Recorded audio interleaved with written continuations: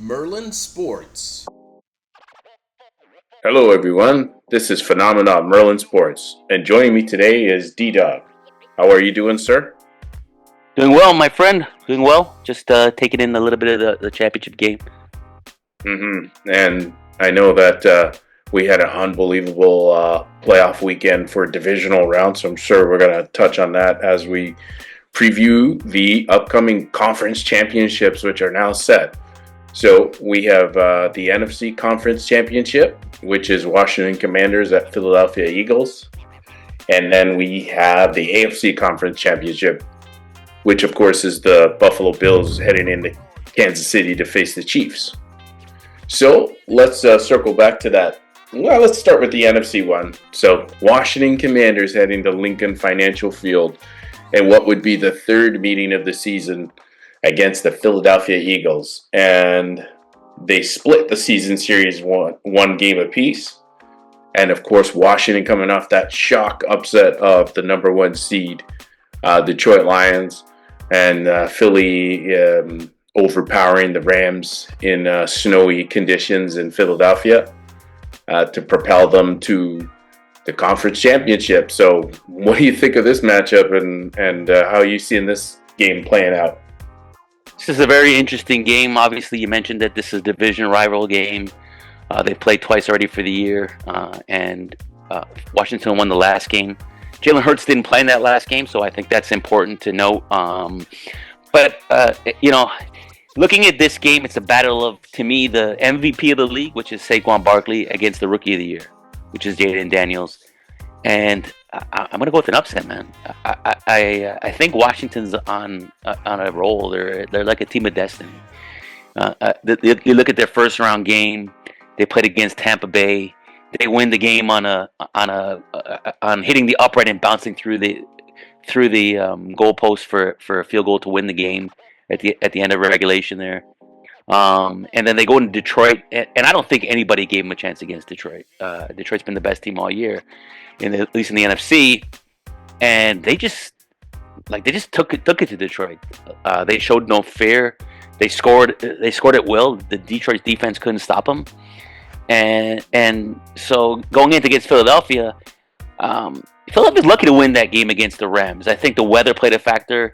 Obviously, I don't know how much impactful was the Rams. The LA Fires was still something, but without Saquon Barkley, those 205 yards, they don't win that game, especially that last one. And even then, after he breaks that one to go up 28, to put them up 28, and you think, okay, game's over. The Rams still had a chance to win that game at the end, right? Mm-hmm. So I just something about Washington. When a team gets on a roll, they find their way to. It's kind of like how Green Bay was going last year, and they were unlucky to lose to I think a very good San Francisco team last year. But I don't think Philadelphia is that good of a football team. I think they played in a division where you had the Giants. And yeah, Dallas without Dak, and Dallas was really a shambles all season. And then he had the upstart Washington Redskins, former Redskins Commanders now, sorry. They won the division, but Washington was, they won a few games, and they won a few games at the end too. So Daniels isn't afraid of the moment, and so I like Washington. They have an opportune defense. They're not a great defense, but they got an opportune defense. I got a shout out to my boy Mikey Sainristel. He went back to Michigan. He's not from Michigan, but he played at Michigan, and he had two big interceptions in that game on Saturday night. So yeah, I think it. They have to contain Saquon Barkley, but I like the Redskins. I like the Commanders. I keep saying the Redskins. I can't let that go. But yeah, I like the Commanders.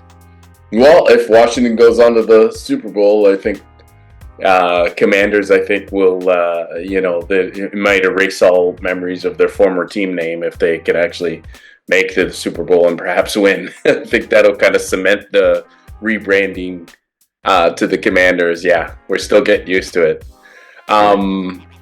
Well, yeah, I mean, you said it, like Washington, going back to the Tampa game, like a late turnover by Baker Mayfield. And of course, they forced Detroit, I think, -5 in a turnover battle. So 5 turnovers by Detroit, which is just absolutely crazy how that game played out. And then Washington just playing, without fear. And then from what I've seen, Detroit was just they just didn't know how to defend against Jaden Daniels. They didn't know whether to rush him, whether to stay back. They were just like frozen, like a deer in the headlights, and he's just so elusive, just breaking out, scrambling when he needs to. He's got a nice touch on his throws. Like, full credit to Washington, and great coaching job by Dan Quinn. They've just been so impressive. I think like Washington they hit the jackpot with getting Daniels as the number 2 quarterback in the draft last year, and it just goes to show you, like, this is why high-end quarterbacks are such a high commodity in NFL, that they could quickly turn your franchise around if you hit on one of these high-profile quarterbacks. They could immediately put your franchise change the course of your franchise. Everybody's searching for one, right? Yeah, and that's why you see a lot of in recent years, you've seen like a lot of movement in the draft. Teams trying to jockey up, trade up. And it's just precisely why, to get these franchise-altering quarterbacks. And Jaden Daniels he's just a cool cat. I know we talked about it when we broke down the games last week. Just his poise, which is uncanny for a rookie to be that composed in the heat of the moment. I think Philly. Well, let's face it now. They're going to go up against which I think is the best defense in football, is Philadelphia's defense. They were number 1 in points allowed against, the number 1 defense in the league. So these two opponents, they know each other very well. This will be their 3rd meeting, so there's not really any surprises that each team can pull. And you mentioned that Jalen Hurts was out for the last matchup, which Washington won. And I think you got to keep an eye on Jalen Hurts' health, actually, because I think he hurt his knee. He was kind of hobbled at the end there. And you could just tell by the play calling that, was heavy on Barkley. Well, when you have a Barkley, you go heavy on Saquon Barkley. So that kind of helps if you got a quarterback that is not 100%. That will kind of be a little insulation to protect that quarterback. But they will need Jalen. They will need their full arsenal, the Eagles, if they hope to defeat Washington this upcoming game. And I'm going to go ahead and I'm going to go with the Eagles in this one. I just think that their defense is far superior than Detroit's defense or Tampa Bay's defense, right? So now Washington's going to step up in class of defense. I think that they'll probably be better able to contain Jaden Daniels. They've seen him twice, so they know what to expect. It's not going to be a surprise. They're at home, hostile crowd in Philly. And then they got Saquon Barkley, who is basically like a home run hitter in baseball, right? Where in the 4th quarter he could break one. So I think the X factor, for those reasons I just laid out, I give Philly the edge, but in a close, hotly contested game. Sorry, you wanted to say something? Yeah, I think one thing we should actually point out too for people is that there's the element, right? There's the elements to this game too, right? A couple things about Jaden Daniels too. He's a little bit older of a rookie.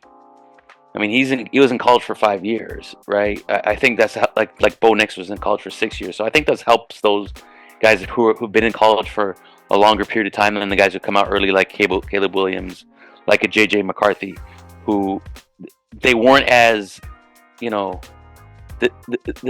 they haven't had the experience like those other guys who've been in college for that long a time. They're mature. They're much more mature coming out. But yeah, the element can play a factor because Jaden Daniels played at LSU and he played at Arizona State. You know, those are two really nice places to play. Hot weather, nothing to worry about. And now you go to Philadelphia where it's cold, could be wet, could be snowy. That might be something to watch. But yeah, I mean, I see the Philadelphia pick. It makes sense from your standpoint. But yeah, I'm going with the team of destiny, like I said. Okay. Well, I mean, I can't wait for this matchup, and I will not be disappointed if Washington wins because it'd be such a feel good story. And the Jaden Daniels has made me a fan of his work this year. So I can't wait to see how that guy's career plays out. So, well, let's switch across to the AFC, and we have a really good matchup.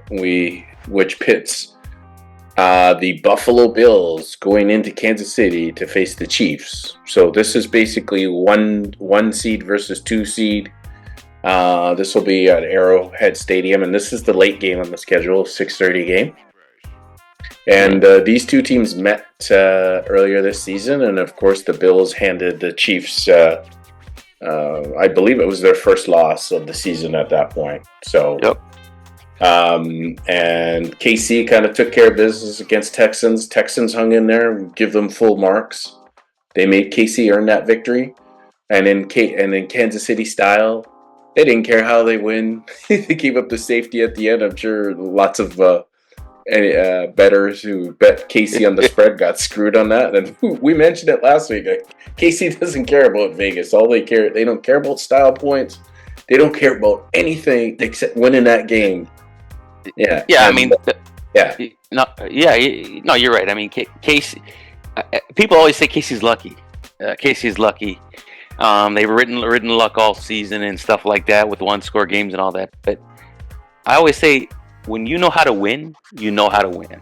Yeah, and Casey knows how to win. Yeah, and the thing is, you make your own luck too. You put yourself in the best position to get those breaks. Right. It's just a mature team, right? Like they don't care about records. Well, I'm sure they care about getting a third Super Bowl in a row, but in terms of like individual accolades, they're beyond that. They just care about winning. And 100%. Buffalo coming off a huge win against Baltimore at home, and that was a bit of a nail biter. And went back and forth, and Buffalo, they played mistake-free. I think that was the difference. They played mistake-free, and Baltimore coughed up the ball.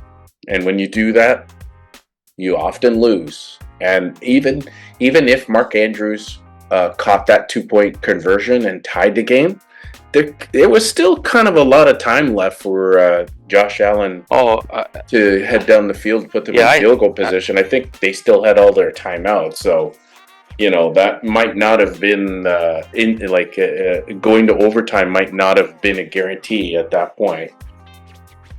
But how do you see this playing out? Both teams going in on a high. Yeah, well, I mean, you touched on the Baltimore. Let's touch on the Baltimore Buffalo game first in terms of that overall. It was a great game, but like Detroit, mistakes cost Baltimore. Buffalo didn't beat themselves. They let Baltimore beat themselves.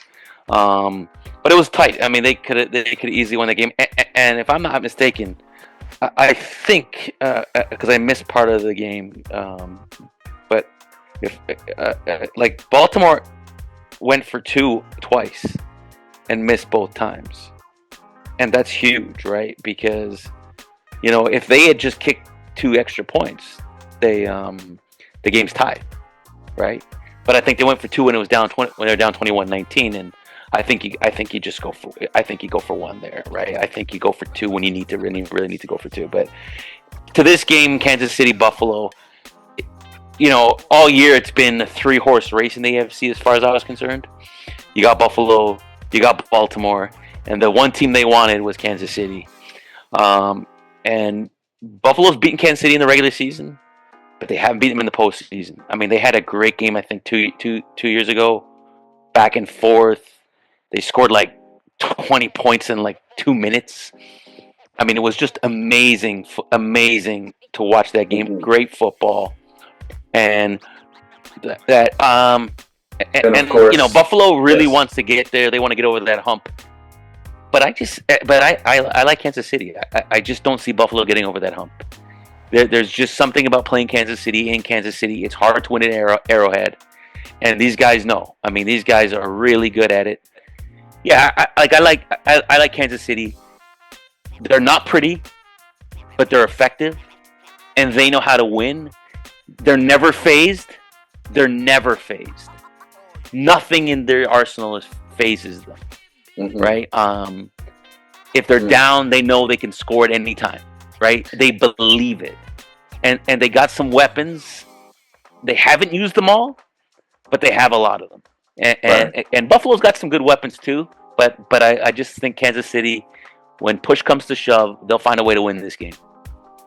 Mm-hmm. And some people seem to think that they have the favor of the referees too. Kansas City. That's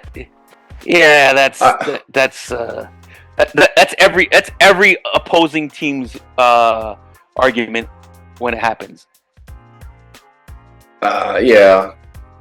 I mean, yeah, I want to touch on you mentioned a couple of years ago when these two teams met in the playoffs, and that shootout went to overtime.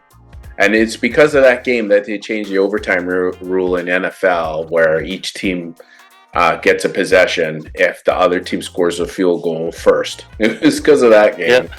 Pretty much. Kansas City got the ball in overtime. Buffalo never took the offense, never took the field, and they lost that game. So they've had some epic battles, including that one in the past, and this one should be an epic battle as well. I hate the claim of the overtime, and you know this. If you I'm glad that they changed it to if you kick a field goal, you can't lose the game. But you have a chance to stop your team, right? Other team, and if they stop you, then you get the ball and you have a chance to win the game with a field goal too. So, I think I don't like when people complain about that overtime.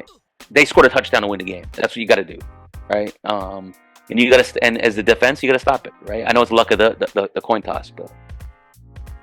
Mm-hmm. Well, I think it's better. That rule change ended up being for the better. Because the field goal, I mean, you could just, one pass interference penalty could put the team in field goal position, right? And then possibly end the game right there. So I'm glad that rule change happened. And, if Buffalo is able to beat Kansas City in Kansas City, it'll kind of like, for them, they'll kind of beat the boogeyman because that's been their boogeyman for the last several years. And this Buffalo team, this is a pretty good Buffalo iteration of Buffalo Bills that's going to Kansas City. Josh Allen's probably played the most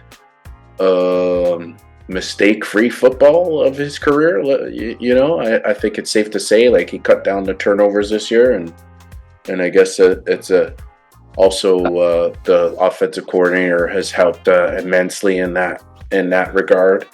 And if in the Baltimore game, they just played pretty conservative, and they let Baltimore beat themselves, which you had observed as well.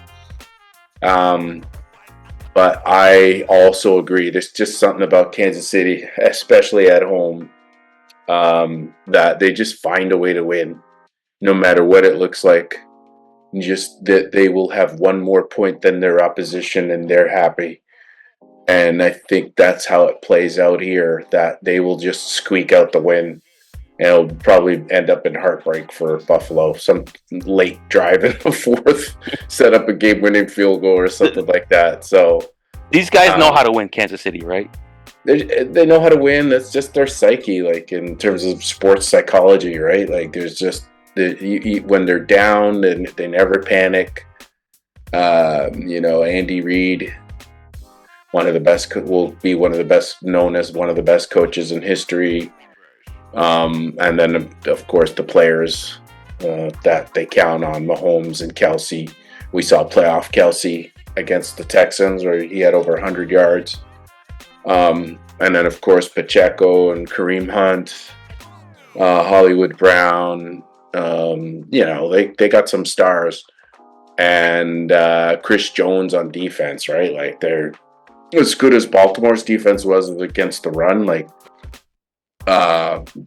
he's probably the best individual defender that the Bills will face. Yeah, but don't sleep on George Karlaftis, right? He had a big game against Houston. Don't sleep on that guy. He's underrated. Doesn't get a lot of pub, but he was a very good football player at Purdue, and he's turned into pretty good football player. He's like a hybrid linebacker, sort of like a T.J. Watt, J.J. Watt type of guy, edge, outside linebacker. But yeah, don't sleep on him. But he definitely Chris Jones is their star on defense, right? I think Kansas City's got like talent at the three levels, right? They got a great front seven, so their front four is fantastic. They got good linebacking. They got very good linebacking core, and then of course you have the other piece of it, which is their secondary, and they have a very good secondary. They have some good cornerbacks. So but I agree with you. I agree with everything you said about like Josh Allen. The biggest difference for me is exactly what you said. He hasn't turned the ball over this year. He's been very smart with the ball. He's conservative. Like, he's running a little bit more, and you don't want to hit that guy. He's a big dude. Like, he's a linebacker playing quarterback, and he can run. So, but yeah, we're in agreement here that Kansas City is going to beat Buffalo, and we have a disagreement on the NFC side, but yeah. Well, either way, with these final four teams, we're going to be in for a great Super Bowl, no matter which of the two come out of these contests this week. So we're in for a treat, right? We could get a rematch of the Super Bowl. I think 2 years ago was Philly and Kansas City, so I'm sure Philly would love their rematch. And this time they have Saquon Barkley, and or you could very well get Washington and Buffalo as well, right? So that's a rematch from the 90s. Yeah, we haven't seen those two names in a Super Bowl. Yeah, since the 90s. Time. Yeah, since the 90s. So we're in for a treat no matter what. So those are our picks for conference championship Sunday. And thanks all for tuning, and we'll catch you next with our Super Bowl preview. Thanks, DDawg. Take care, man. Thanks.